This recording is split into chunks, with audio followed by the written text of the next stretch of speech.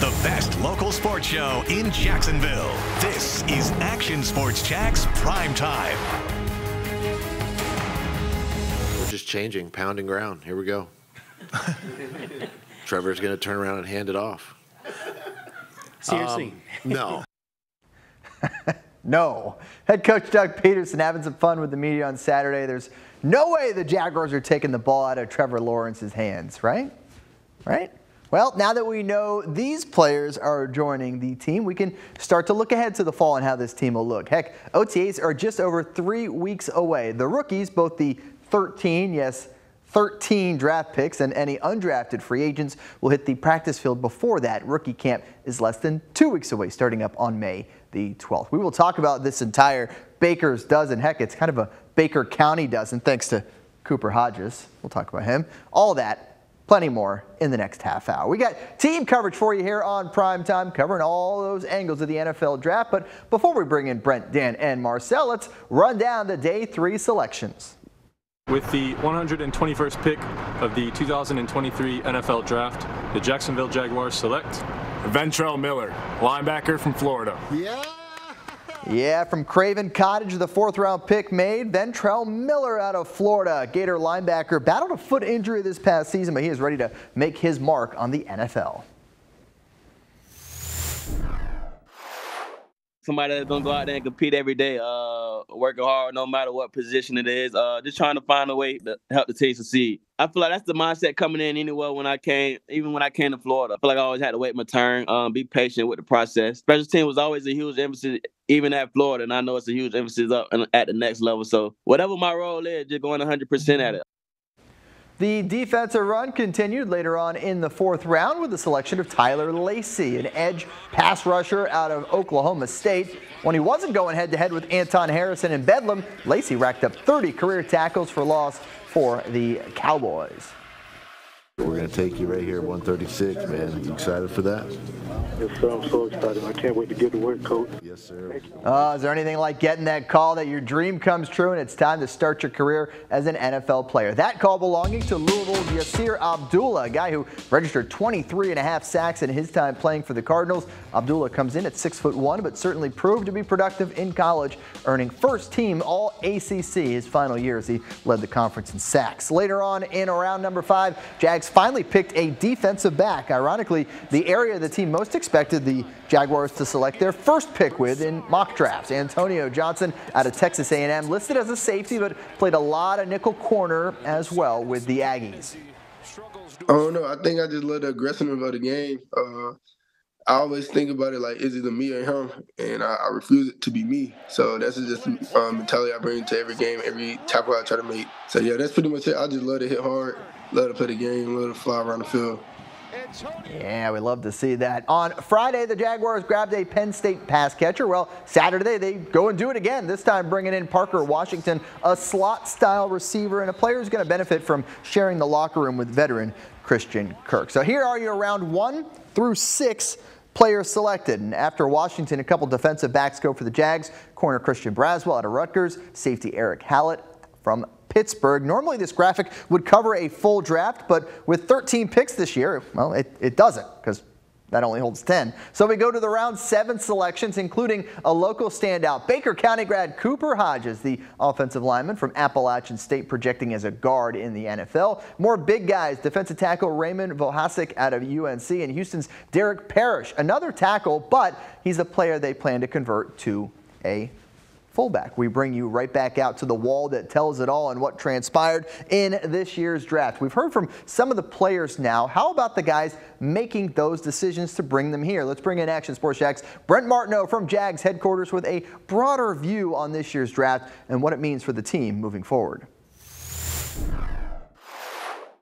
Everyone in the building here at Jags headquarters thinks they're a contender going into 2023. They kept a lot of the nucleus from last year's playoff run together to try to do it again. But you always have to get better. And coming into draft weekend, the Jaguars did have a couple of concerning areas. They probably had one roster spot up for grabs in terms of a starting position. We're talking about the slot corner or nickel corner position. The Jags didn't do a whole lot when it comes to cornerback.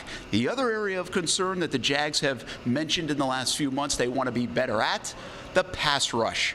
Well, if you look at this draft weekend, the Jags really didn't address it until Saturday. That means they are relying on what already exists on the roster to contribute in a major way in the fall. I think we are, leaning on that, and we are expecting, Josh Allen to take the lead, and of course Trayvon's there, and K'Lavon Chaisson to take a step. I mean, those are all guys that have been here, the second year in the defense. We expect greater results. The roster doesn't have to be done being built while the initial splash of free agency is long in the rear view and now the NFL draft is over.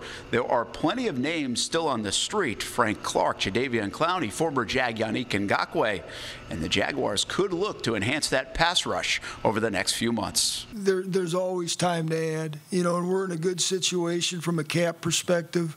We're a lot less tight on the cap than we were a year ago. We're going to take a hard look at what we have. We got a great chance with these young guys coming in a couple of weeks. I would expect us to continue to make some moves. How big they are or how small they are, that remains to be seen, but we're not done. The Jaguars came into the 2023 NFL Draft with 9 picks. They end up making 13 selections over the last 3 days. They trade back 4 different times, and Trent Baalke said on multiple occasions the last couple of days they tried to trade up, but to no avail. At Jags headquarters, I'm Brent Martineau, Action Sports Jax.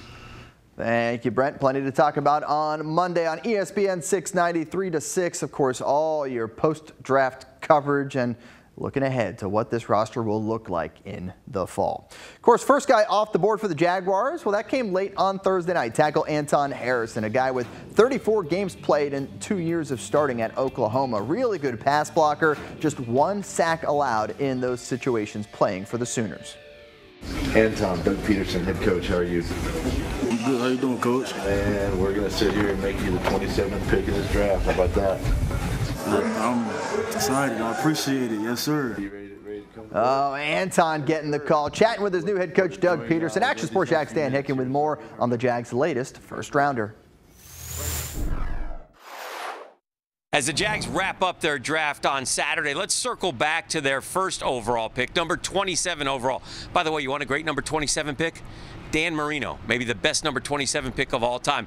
Anton Harrison would love to have that kind of Hall of Fame career, but for now, right now, he was more apt to talk about Tony Boselli, another Hall of Famer, and a Jacksonville Jaguar, and a guy he can't wait to meet, and there's some reasons why. Just to learn from him, take some nuggets from him, because obviously he's a Hall of Famer, and I want to be there one day, so try to learn as much as I can from him to try to get there. So really anything that he's able to tell me, I'm going to take in and keep it with me. Harrison brought in as a plug-and-play guy. He'll start right away, and you can bet he's going to be right at right tackle. They're going to find out if he can play that position. Walker Little go the left side. Why? Because Cam Robinson probably not going to be playing for a while. It looks like he's facing a suspension that could be as long as 8 games. That we don't know at this point. But the Jaguars are going to need help on the offensive line. That's why they went and got Anton Harrison. They have some other pieces as well, so they're excited about it, and Brandon Sheriff could help him out, certainly a veteran, a long-standing veteran who played 17 games for the Jags last year. As for Harrison, can't wait to get started. Excited to be in Jacksonville with his family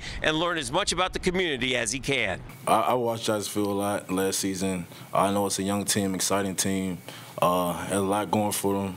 I'm excited to be a part of it. I learned a lot just being here since I've been here. Just the family environment, everybody loves being here, loves working here, so I'm just glad to be here. Pressure makes diamonds, so strive under pressure, just take it day by day and do what I did to get here. Couple notes about Anton Harrison. Number one, his dad coached his high school football team, but as Anton told us, he was on the defensive side of the ball, so he was able to talk a lot of trash to his dad while he dominated them from the offensive line. Number two, loved basketball. Oh, the kids love basketball, don't they? Love playing high school basketball, but he kind of grew into the offensive tackle position. Instead of in football, he plays 7v7 because he wanted to catch some balls as a tight end, but in the end, when you weigh 300-plus pounds, you're an offensive tackle, and that's where Anton Harrison is going to make his money in the National Football League. That's the story here at TIAA Bigfield. I'm Dan Hicken, Action Sports Jax. The current Super Bowl champion, Kansas City Chiefs, select Chamari Connor, defensive back, Virginia Tech. From the Friday Night Blitz to starring on Saturdays and now a chance in the National Football League. Always cool to see local players getting their shot. Here in Jacksonville, we get to see that firsthand with guys like Shaq Quarterman out of Oakley, Darius Williams from Creekside, and of course Cooper Hodges, who we mentioned from Appalachian State and Baker County originally. We bring in Action Sports Jack's Marcel Robinson. He has more on the former Prep stars hearing their names called in this year's draft.